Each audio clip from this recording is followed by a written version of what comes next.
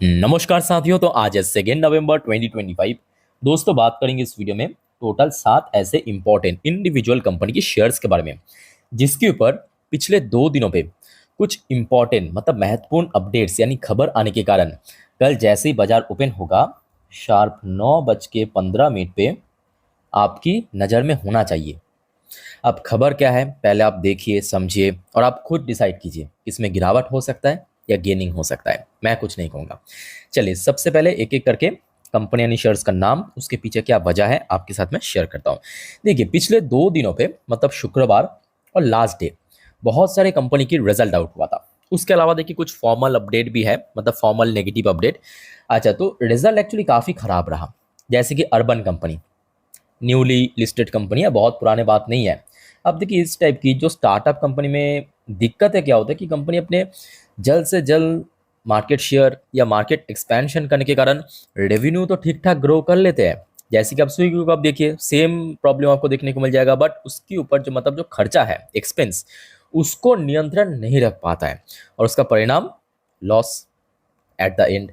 तो कंपनी के actually result देखिए, रेवेन्यू देखने के बाद तो आपको लगेगा भाई बहुत ही कंसिस्टेंट ग्रोथ रखा है। जैसे कि देखिए, सितंबर 2024 में कंपनी की इनकम था टोटल 277 करोड़ रुपए, अच्छी बात है। लास्ट क्वार्टर जून 2025 में कंपनी की इनकम था 367 करोड़ रुपए। सितंबर 2025 मतलब करेंट क्वार्टर में देखिए इनकम बढ़ के 380 करोड़ हो गया, तो मतलब बहुत सही है। जैसे ही आप मार्जिन पे आएंगे ना, तो आपको जो असली चेहरा है वो नजर आ जाएगा। पिछले साल मार्जिन कितना था, -6%, नेगेटिव में था। पिछले क्वार्टर में कितना था, -4%, थोड़ा सा इंप्रूव हुआ था। और इस बार तो फुल खराब, -21%। कहाँ -6%, कहाँ -21%। मतलब कंपनी की इनकम जितना हुआ उससे बहुत ज़्यादा खर्चा हो गया। देखिए, 380 करोड़ की इनकम, 459 करोड़ तो खर्चा हुआ, है ना। तो अल्टीमेटली लॉस हुआ है कंपनी को, सिंपल बात है। कंपनी का अदर्स इनकम भी उसको मतलब मेकअप नहीं कर पाया। अच्छा, लास्ट ईयर पे मतलब सितंबर 2024 में कंपनी की नुकसान हुआ था सिर्फ 2 करोड़। पिछले क्वार्टर में प्रॉफिट हुआ था 7 करोड़। अच्छा, इसके पीछे भी कहानी है, ठीक है। लास्ट क्वार्टर में जो प्रॉफिट हुआ था वो एक्चुअली सरकार की तरफ से कुछ परसेंट प्रोविजन भी मिला था, और इस बार ऐसा कुछ भी नहीं है। 59 करोड़ की लॉस, 59 करोड़, तो मतलब आप खुद ही कैलकुलेट कर लीजिए। लास्ट क्वार्टर में जहाँ पे प्रॉफिट हुआ था, लास्ट ईयर पे जहाँ पे कंपनी को सिर्फ 2 करोड़ की नुकसान हुआ था, और इस बार देखिए 59 करोड़ की लॉस। बाकी सर आपके ऊपर मैं छोड़ देता हूँ, आप डिसाइड कीजिए और कमेंट करके बताइए कि आपको क्या लगता है कि कल अर्बन कंपनी की शेयर में कैसा रिएक्शन हो सकता है। ज़रा मैं आपको दिखा देता हूँ। ये जब बाजार में लिस्ट हुआ था, बहुत पुराने बात नहीं है, तकरीबन 1.5 महीने के आसपास हुआ है, 17 सितंबर के दिन। उसके बाद देखिए शेयर में थोड़ा हल्का सा ऊपर की तरफ स्पाइक करने के बाद बैक टू बैक करेक्शन, 150 के आसपास कैसे करके आप कह सकते हो कि शेयर टिका हुआ है। 145 की लो है, मतलब लाइफ टाइम लो। सो इस लेवल को अगर ब्रेक कर लिया तो मोस्टली चांस है शेयर आगे भी नीचे जा सकता है। ओके। अच्छा, ऐसे ही कुछ मिलता जुलता खबर है आपके बालकृष्ण इंडस्ट्री लिमिटेड। ऑब्वियसली बड़े कंपनी है, नो डाउट।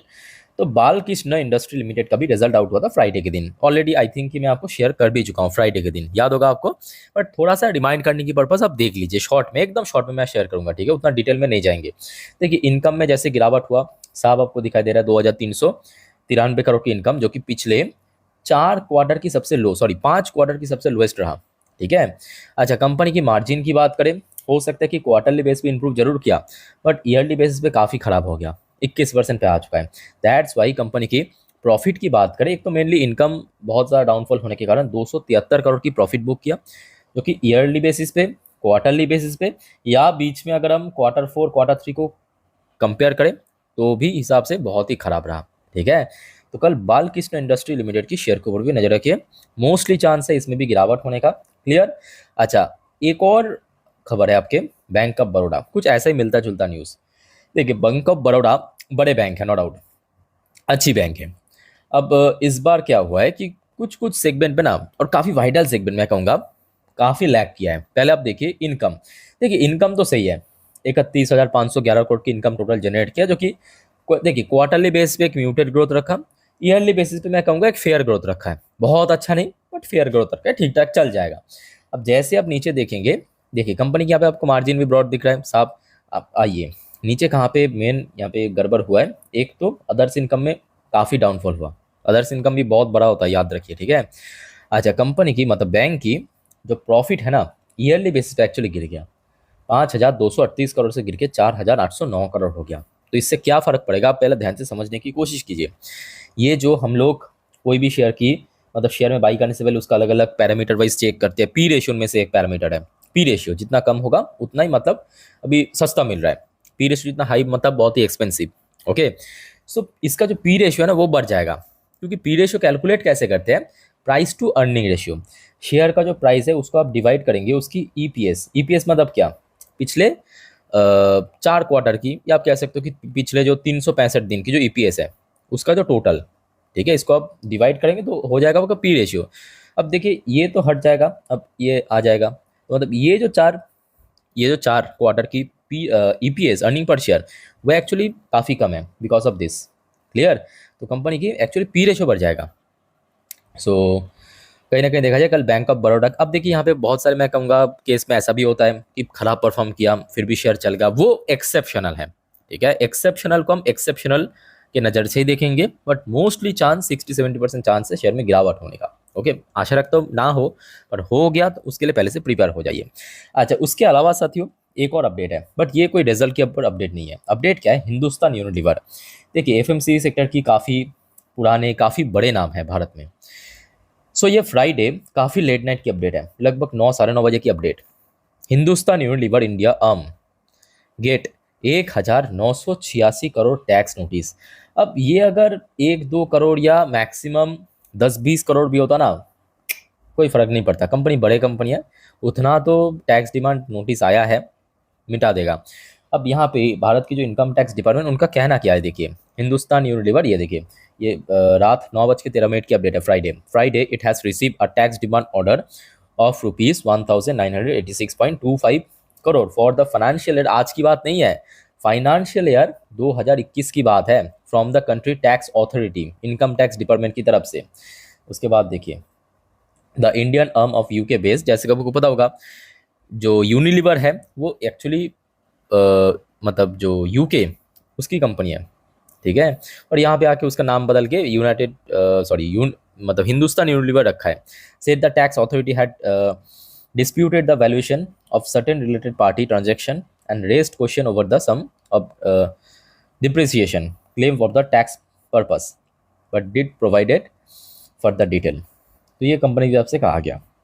यहाँ पे कुछ प्रोडक्ट के नाम भी मेंशन किया, जैसे कि the company home to brand such as Dove soap. Dove soap होता है ना, ये हिंदुस्तान यूनिलीवर की प्रोडक्ट है। सर्फ एक्सेल जो हम लोग यूज़ करते हैं डिटर्जेंट, ठीक है। Said the order will have no material impact on its financial and operations and will appeal against the tax demand. तो कंपनी की तरफ से अपील कोर्ट में अपील किया है। सो लेट्स सी क्या होता है, बट देखिए मोस्टली चांस यहाँ पे यही है कि कंपनी को शायद देना पड़ सकता है। अब देना पड़ सकता है मतलब अगले क्वार्टर में याद रखना क्या होगा, टैक्स का जो परसेंटेज वो बहुत बढ़ जाएगा कंपनी के ऊपर।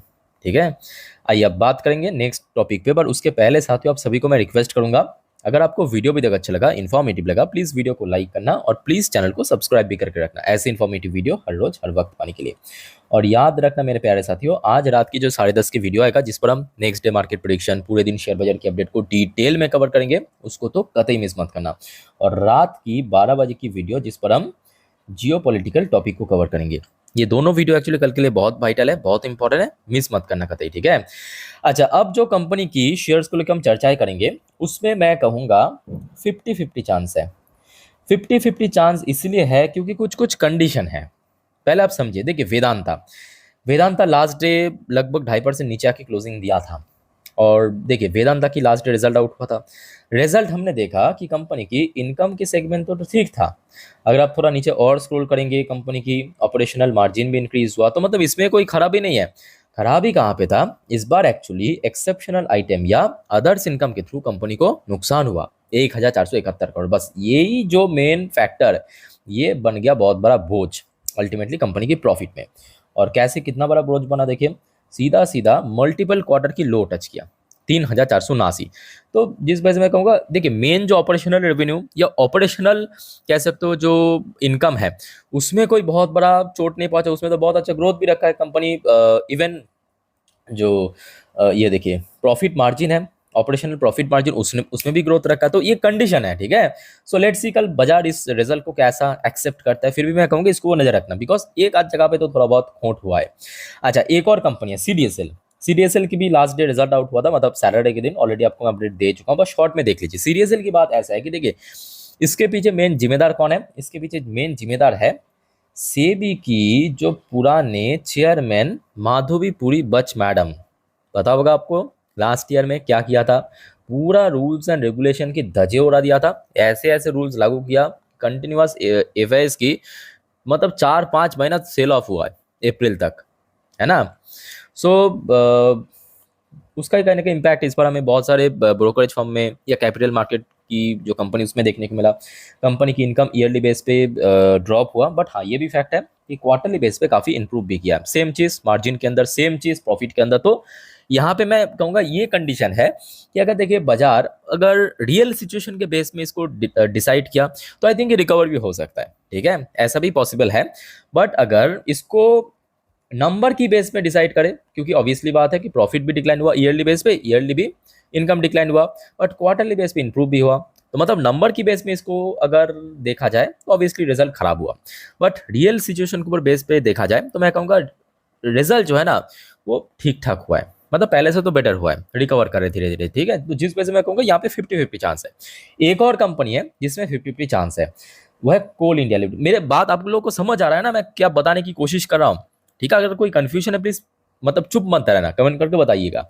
अच्छा, कोल इंडिया, कोल इंडिया में क्या है, देखिए कोल इंडिया की इस बार रिजल्ट खराब हुआ, जो कि पहले से एक्सपेक्टेड था, क्योंकि इस बार हमने क्या देखा, भारत में गर्मी का मौसम ज़्यादा दिन तक नहीं था, मानसून ही मोस्टली था। मानसून में क्या होता है कि कोल आउटपुट थोड़ा कम ही होता है, और दूसरी बात की इलेक्ट्रिसिटी यूजेज भी काफ़ी कम होता है ना, जितना गर्मी में होता है उतना तो मानसून में नहीं होता।